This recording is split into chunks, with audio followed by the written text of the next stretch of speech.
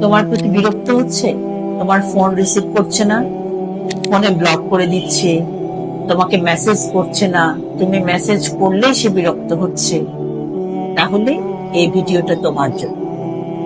মানুষ অত্যন্ত শক্তিশালী একটা প্রাণী, সৃষ্টির শ্রেষ্ঠ জীব। তুমি সহজ সরল, তুমি ভালো মানুষ, তুমি যার সাথে সম্পর্কে জড়িয়েছ, তুমি ভালো মানুষ বলেই তাকে অন্ধভাবে বিশ্বাস করেছ। তবে ইসলামে বিয়ের আগে অবৈধ কোনো সম্পর্কে জড়ানোটা মারাত্মক পাপ, এটা একটা জিনা, এটা ইসলাম সম্পূর্ণরূপে নিষেধ করেছে।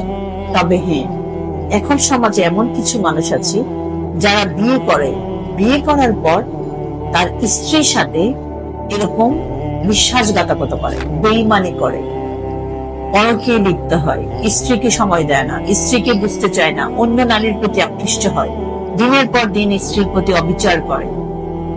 কিংবা এমন স্ত্রী আছে যারা সারাক্ষণ অন্য পুরুষের সাথে মিশে থাকে, স্বামীর ঘরে আসার সাথে সাথে স্বামীর বিরুদ্ধে অভিযোগের পরিসীমা থাকে না, স্বামীকে বিভিন্ন ভাবে অপমানিত করে, নাজেহাল করে, স্বামীর মনের কষ্ট বুঝতে চায় না, স্বামীকে সময় দিতে চায় না, সম্মান করতে চায় না, মূল্যায়ন করতে চায় না, স্বামীকে নিজের গোলাম হিসেবে নিজের পায়ের নিচে রাখতে চায়।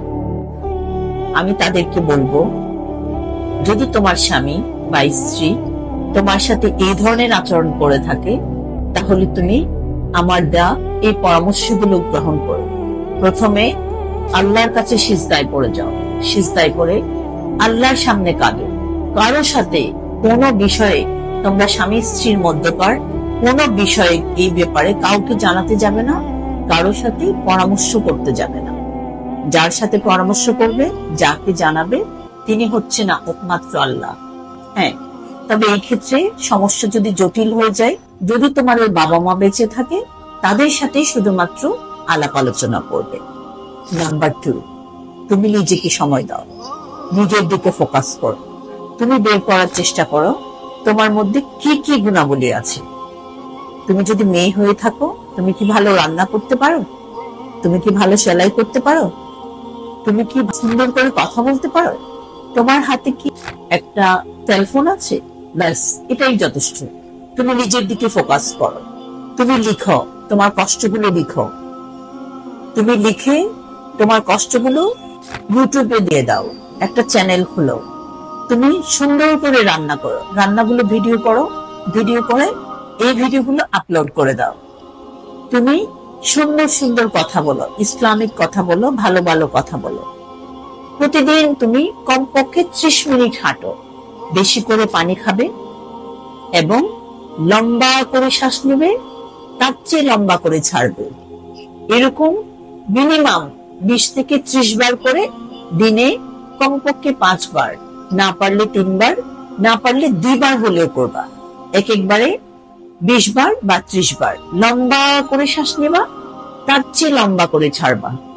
হ্যাঁ, এবং মনে মনে বলবা, আমি পৃথিবীর সবচেয়ে শক্তিশালী মানুষ, আমি সফল, আমি লাভবান, আমি বিশ্বাসী, আমি সাহসী, আমি প্রাজ্ঞ, আমি দক্ষ, আমি পারি, আমি করব, আমাকে দিয়েই হবে। এবং তুমি আত্মবিশ্বাসী হও, বিশ্বাসকে বাড়াতে থাকো। যে তোমাকে ছেড়ে চলে গেছে তার দিকে ফিরেও থাকবে না, সে যত সম্পদশালী হোক, যত সুন্দর হোক, যত ফেমাস হোক, তাকে পাত্তাই দিবে না, তার দিকে তাকাবেই না। তুমি তোমার দিকে তাকাও, তোমার কাজে ব্যস্ত হয়ে যাও। তুমি পৃথিবীকে বুঝিয়ে দাও যে তুমি খুব তুচ্ছ কেউ নও, তুমি মূল্যবান। তোমার যা আছে সেটাই তুমি সোশ্যাল মিডিয়ায় নিয়ে আসো। তুমি অল্প অল্প করে ব্যায়াম করবে, যোগা করবে এবং নিজের দিকে ফোকাস দিবে। তুমি আজকে থেকে বেড়াতে যাবে, ঘুরতে গিয়ে সেখানকার সিনারি গুলো ভিডিও করবে, কি জন্য ঘুরতে গেছে সেটা ভিডিও করবে, কোথায় খেতে গেছে সেটা ভিডিও করবে। সোশ্যাল মিডিয়ার সামনে ডিসেন্ট যেন লাগে তোমাকে, এভাবে করে তুমি উপস্থিত হবে এবং মানুষকে ভালো ভালো পরামর্শ দিবে। এবং যে তোমাকে ছেড়ে চলে গেছে তার দিকে ফিরেও তাকাবে না। তুমি আমার কথা শোনো, তুমি ফোকাস দাও নিজের দিকে, তুমি নিজের গুণাবলীগুলো খুঁজে বের করো এবং সেটা সোশ্যাল মিডিয়ার সামনে নিয়ে আসো।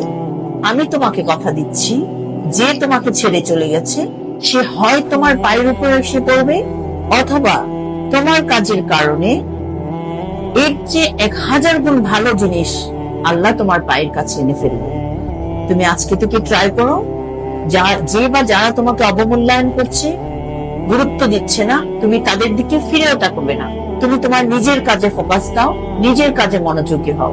দেখবে সফলতা যখন তোমার পা চুম্বন করবে, যারা তোমাকে মূল্য দেয়নি, ছেড়ে চলে গেছে, এরা তোমার পায়ে এসে লুটিয়ে পুটিয়ে পড়ার জন্য মানে কিলবিলবিল করতে থাকবে, অথবা পাগলামি করবে তোমার জন্য, তোমাকে পরিচয় দিবে। এবং তুমি যখন সফল হবে, দেখবে এরকম যারা তোমাকে ছেড়ে চলে গেছে এর চেয়ে শত সহস্র গুণ ভালো তোমার পায়ের কাছে এসে করে দেবে। তাই আজকে থেকে যদি কেউ তোমার সাথে বিশ্বাসঘাতকতা করে, তোমাকে মূল্য না দেয়, পাত্তা না দেয়, ব্লক করে দেয়, তোমাকে ছেড়ে চলে যেতে চায়, একটা কথা মনে রাখবে, যে চাই না আমারে তাকে নিয়ে যাচ্ছে আমারে, মানে চামারকে তুমি দিয়ে দিবা তাকে। ঠিক আছে বন্ধুরা, এই হচ্ছে আজকে আমার ভিডিও। আসসালামু আলাইকুম ওয়া রাহমাতুল্লাহি ওয়া বারাকাতুহু।